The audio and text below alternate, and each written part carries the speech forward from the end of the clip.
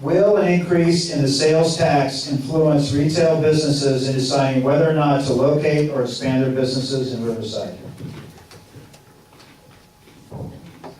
I kind of started off this evening telling you about what the chamber looked at with its membership on this. Our biggest retailer, the Galleria, they've remained neutral on it. The Auto Dealers Association has remained neutral on it. The Chamber of Commerce, like I said earlier, that represents just under 20,000 businesses in the city of Riverside, has taken a position, a pro position on this. And it's based on the city of choice and a place of doing business as a city of choice here. So, you know, I offer those as my observations.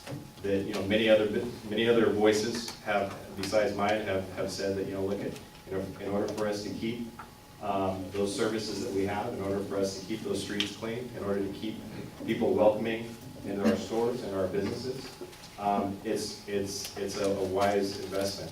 Like I said before, I mean, the city of Riversiders have never been shy about making choices, good investments, and we see a lot of those investments that have paid off. We look at downtown right now. I mean, downtown is coming of maturity.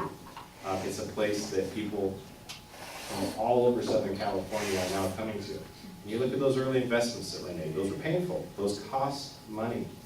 You look at, let's go back to the public utilities. I mean, we talked 100 years ago about, you know, getting a group of people together and talking about forming the utility that everyone pays into. That's paid huge dividends. Riversiders have never been shy about making the tough decisions, and I did see this as one of those decisions. For those of you who aren't aware of it, if you buy an automobile outside of the city of Riverside, but register it in the city of Riverside, you still pay the 9%. So if the Measure Z passes, you're going to suffer on your major purchases with that additional 1%. It was mentioned that the Galleria was neutral. Guess why? I mean, it is going to drive people out of the city. There's no reason to pay an extra 1% when you can go in another city and buy a similar item. It was mentioned earlier that we had pension obligation bonds that are maturing in 6 years. The budget that's currently in existence, which will be balanced in 5 years, has payments to those pension obligation bonds. But in 6 years, $120 million of those will be repaid, and there will be an annual extra $14 million that can be used for trees, for streets, and so forth, because the pension obligation bonds will be repaid in that 6 years. Any other response from the pro team? You get to use your full time, by the way. Well, I might mention another little interesting fact in terms of personnel costs being a little out of control. We have the council's partner compensation model, which provides for salary increases if revenue increases. Well, over the period of 5 years, the total increase in cost is $35 million.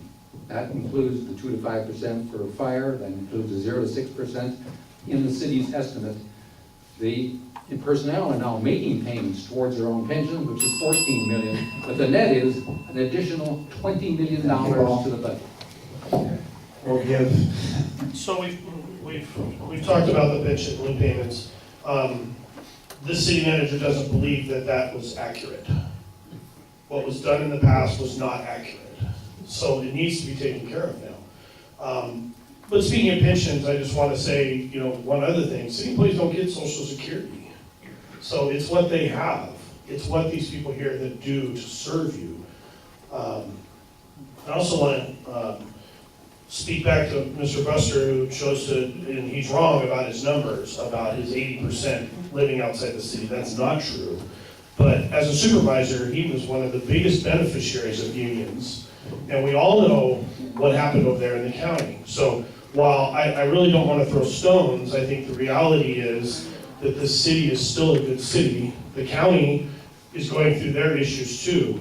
But Riverside's council and the city manager has chosen to take the bull by the horns, and let's figure out a way to secure our revenues in a balanced way, in being fair to the employees and fair to the public. This tax measure will largely be borne by people who don't even live here. Because if you come to Riverside to shop, you pay the sales tax. Therefore, the city is essentially taking a user fee to make our community better, to secure our employees from people who are out of town who don't live here. So a property tax would affect every person that lives here, but a sales tax, everybody who comes to the Galleria, somebody who's gonna go shop at Nordstrom is not gonna drive to Temecula and avoid a 1 cent sales tax. That's not gonna happen.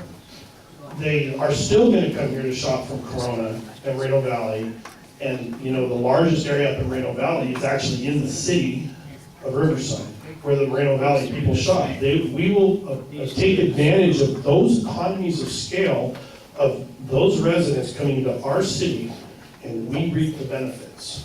It is fair. It is not on everybody. And yes, you have the choice to not pay for it. You could shop somewhere else too. Thank you.